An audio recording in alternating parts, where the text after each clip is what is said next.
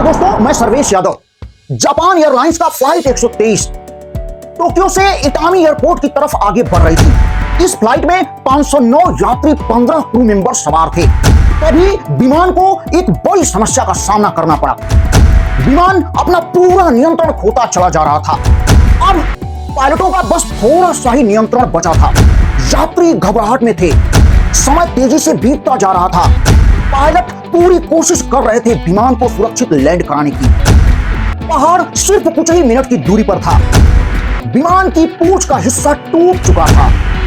विमान में हवा का दबाव लगातार कम होता जा रहा था। यात्रियों के चेहरे पर घबराहट साफ दिखाई दे रही थी। कॉकपिट में पायलट विमान को नियंत्रण में लेने के हर संभव प्रयास कर रहे थे। चारों तरफ चीख पुकार, अफरा तफरी मची थी। क्या पायलट विमान की सुरक्षित लैंडिंग करवा पाएंगे या यह दिन फिर से इतिहास का काला अध्याय बनकर रह जाएगा? चलिए इस अनकही रहस्यमयी कहानी के रहस्य से पर्दा उठाते। यह जापान एयरलाइंस की फ्लाइट 123 की कहानी है। 12 अगस्त 1985 की शाम को 509 यात्री, 15 क्रू सदस्य जापान एयरलाइंस की बोइंग 747 विमान में टोक्यो के हेरेडा एयरपोर्ट में सवार होते हैं। वे लोग ओसाका जा रहे थे, जो कि दक्षिण पश्चिम में टोक्यो से लगभग 1 घंटे की दूरी पर है। यह रूट उस समय जापान का सबसे व्यस्त रूट था। कई हजार लोग इसका उपयोग करके यात्रा करते थे।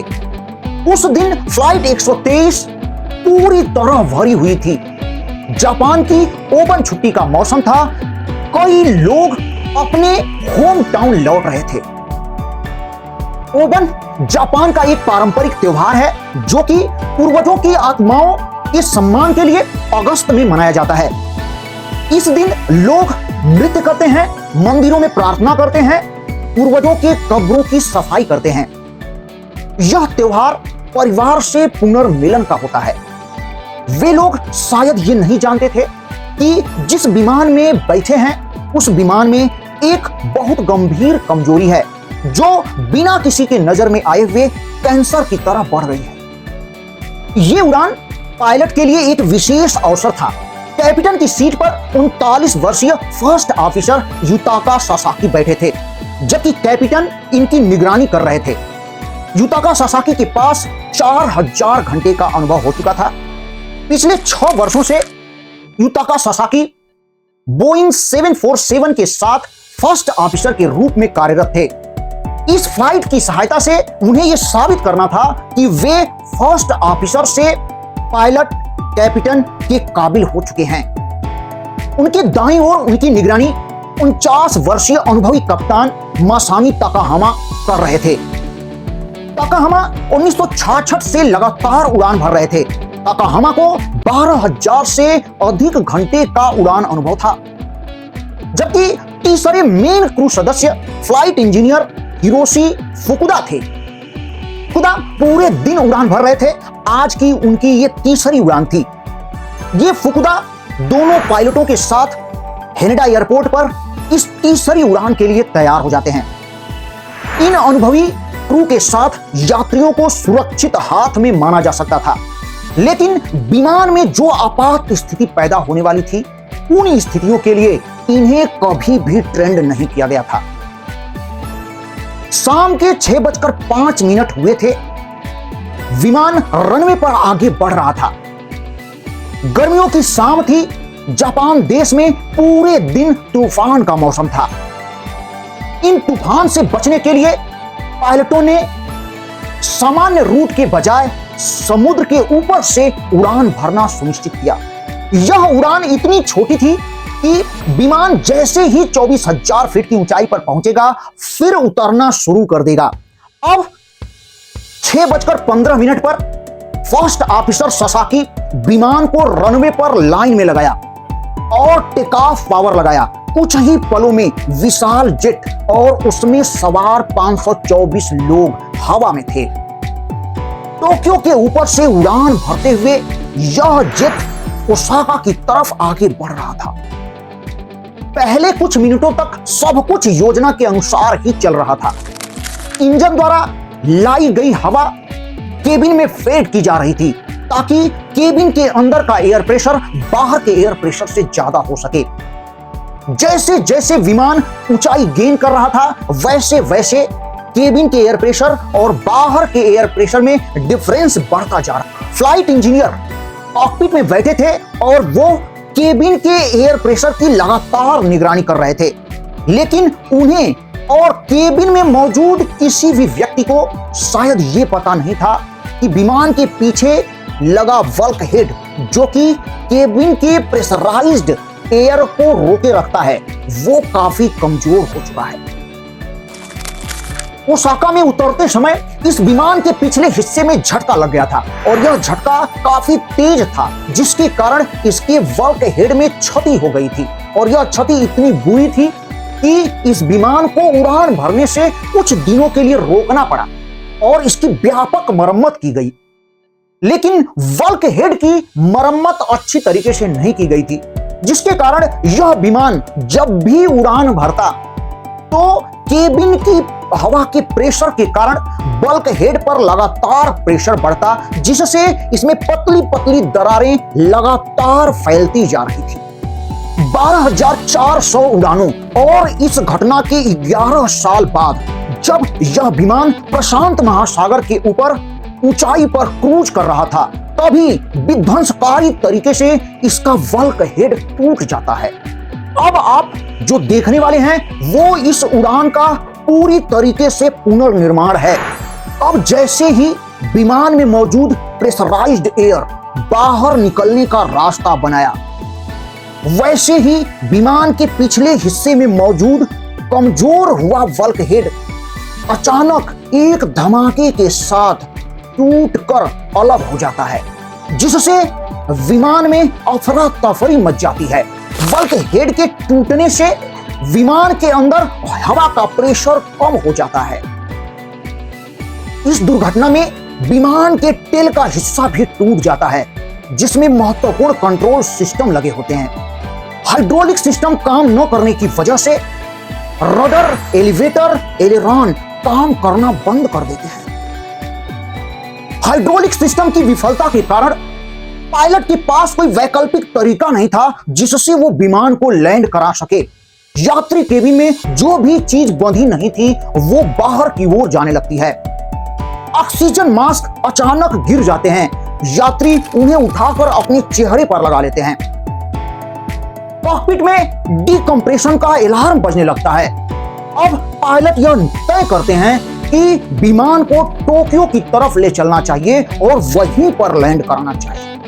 उन्होंने ट्रांसपोंडर में 7700 कोड डायल किया। यह कोड यूनिवर्सल डिस्ट्रेस सिग्नल का है। इसके बाद उन्होंने फर्स्ट ऑफिसर को विमान को दाईं ओर मोड़कर टोक्यो की तरफ ले जाने का निर्देश दिया। अब विमान को जैसे ही दाईं ओर मोड़ा गया फर्स्ट ऑफिसर के द्वारा, विमान दाईं ओर तेजी से झुकने लगा। फर्स्ट ऑफिसर ने कई बार विमान को सीधे पंखों के स्तर पर लाने की कोशिश की, लेकिन वे हर बार नाकामयाब हो गए, क्योंकि हाइड्रोलिक जो कि विमान को शक्ति देता है, उसने अपना दबाव खो दिया है। अब पायलट विमान को केवल इंजन की सहायता से ही कंट्रोल कर सकते थे। फ्लाइट इंजीनियर ने देखा कि कुछ ही सेकंडों में हाइड्रोलिक सिस्टम विमान का ध्वस्त हो चुका है।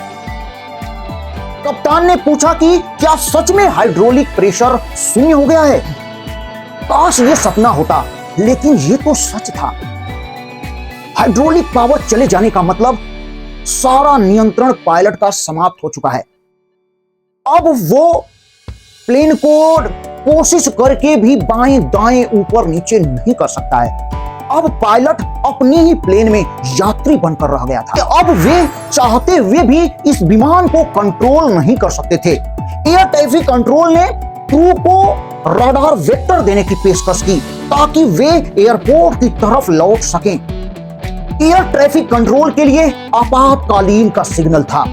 यह आपातकालीन कोई ऐसा सिग्नल नहीं था कि विमान का एक इंजन खराब हो चुका है या कोई यात्री बीमार है। यहां तो ऐसा आपातकाल था जिसमें पूरा विमान ही नियंत्रण खो चुका है। दोस्तों, विमान का टेलफिन और वर्टिकल स्टेबलाइजर विमान को हवा में स्थिर रखने का काम करते हैं। वर्टिकल स्टेबलाइजर के विमान से अलग हो जाने के कारण यह विमान हवा में पत्तों की तरह लहरा रहा था। इसे डच रोल कहा जाता है। कहा जाता है कि इस हलचल ने यात्रियों को उल्टी का एहसास कराया। दहशत और वायु दबाव की कमी के कारण यात्री बीमार महसूस कर रहे थे, साक्षात मौत का दर्शन कर रहे थे।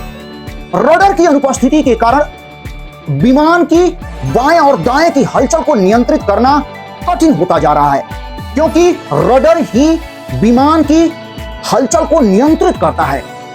यहां पर बाएं और दाएं हलचल ही एकमात्र समस्या नहीं थी, बिना हाइड्रोलिक शक्ति के वायुयान की पिच को भी नियंत्रित करना कठिन हो गया था।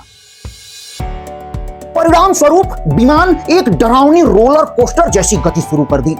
यात्रियों के लिए यह एक बुरे सपने से कम नहीं था। अब विमान पूरी तरीके से नियंत्रण खो चुका था। कई लोग अपने प्रियजनों के लिए लेटर तक लिखना शुरू कर दिए थे। फ्लाइट अटेंडेंट द्वारा यात्रियों को ऑक्सीजन मास्क लगाने का निर्देश दिया जाता है।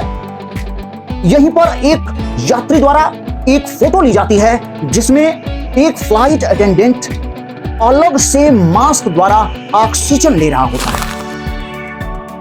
आश्चर्यजनक रूप से पायलट ने अभी तक कॉकपिट में अपने चेहरे पर ऑक्सीजन मास्क नहीं लगाया था, क्योंकि वे विमान को नियंत्रित करने में ही इतने व्यस्त हो चुके थे कि उन्हें ध्यान ही नहीं था।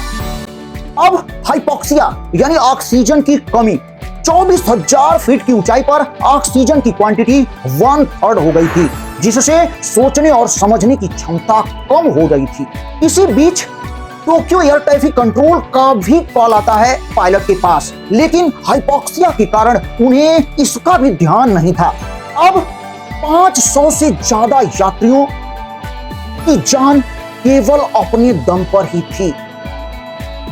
हालांकि अभी भी पायलट का विमान के एक हिस्से पर कंट्रोल था और वो हिस्सा था इंजन। तो क्या इंजन के द्वारा पायलट विमान को कंट्रोल कर सकता था? थ्योरी कहती है कि जी हां, लेकिन केवल और केवल विमान की गति को कंट्रोल किया जा सकता है।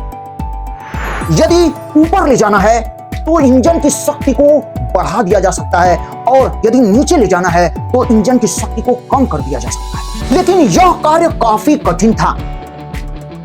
पायलट लगातार इंजन की मदद से विमान को नियंत्रित करने की कोशिश करते जा रहे थे।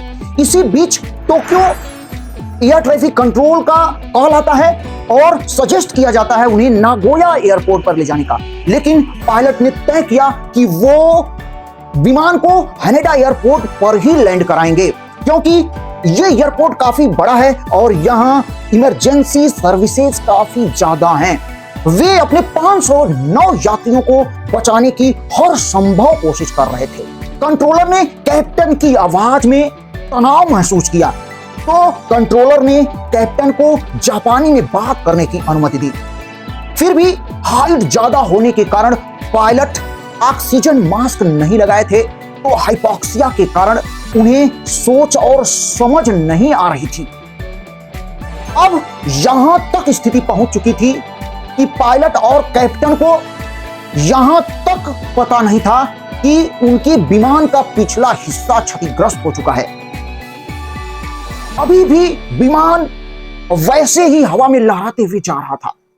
जब विमान ने थोड़ी सी हाइट नीचे आया, तब जाकर पायलट को हल्का सा अनुभव हुआ।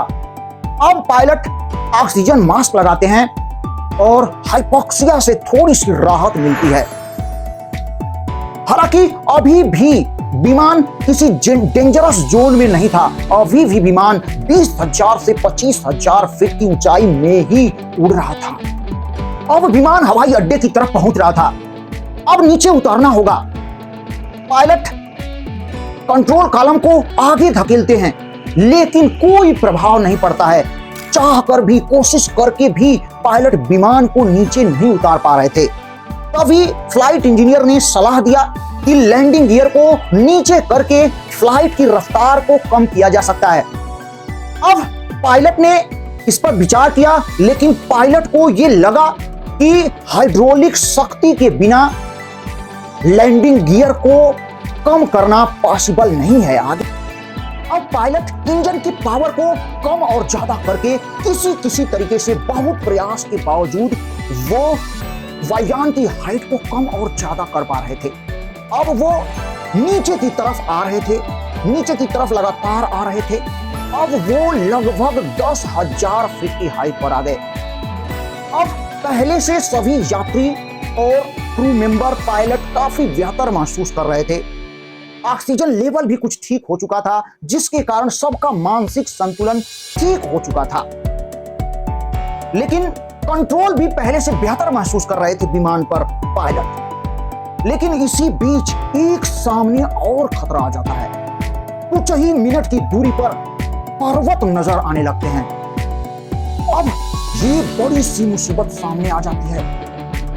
पायलट को अब विमान को ऊपर ले जाना होता है। अब पायलट इंजन की पावर को बढ़ाते हैं।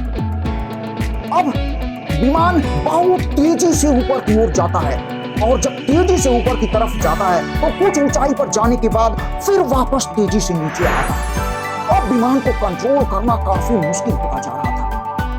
फिर पायलट पावर को बढ़ाते हैं और फिर ऊपर जाता है। इस तरीके से पहाड़ों में खोदा खाता हुआ विमान लगातार आगे बढ़ता जाता है।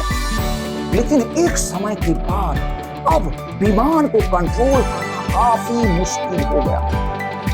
अब देखते ही देखते विमान जाकर एक बड़े से पहाड़ में टकरा जाता है।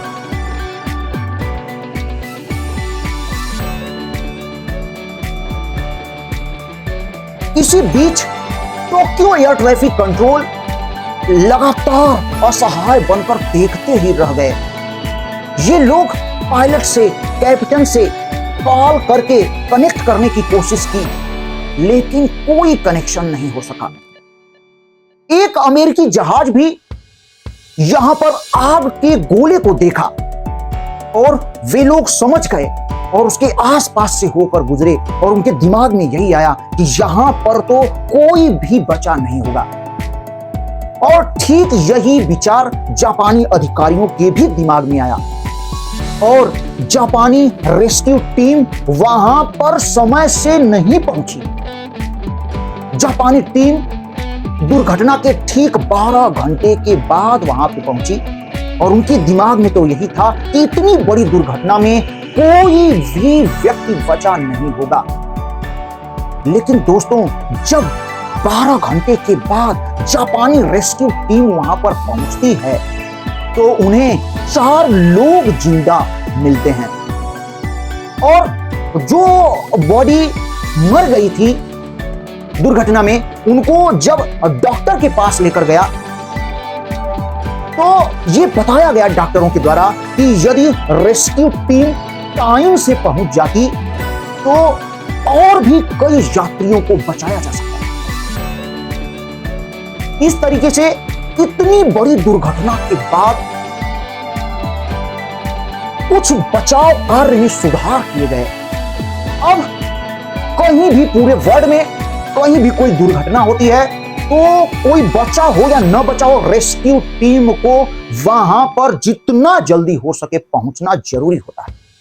और इसके अलावा बोइंग 747 जापान में अब जो भी फ्लाइट, जो भी एरोप्लेन तैयार करता है, उनके पिछले हिस्से को काफी मजबूती से बनाया जाता है, इस दुर्घटना को ध्यान में रखते हुए। दोस्तों, इस तरीके से ये हमारी रोमांचक, दिल को दहला देने वाली कहानी का यहीं पर अंत होता है, और हमें उम्मीद है कि आपको ये मेरा वीडियो बहुत बहुत बहुत पसंद आया होगा। इसलिए आपसे रिक्वेस्ट है कि इस मेरे वीडियो को जरूर लाइक करें और इस मेरे चैनल को सब्सक्राइब तो कर ही दें, क्योंकि इस तरीके की और भी बढ़िया जानकारी वाली ज्ञानवर्धक वीडियो हम लाते रहेंगे इस चैनल पे। दोस्तों, पूरा वीडियो देखने के लिए आपको बहुत बहुत धन्यवाद।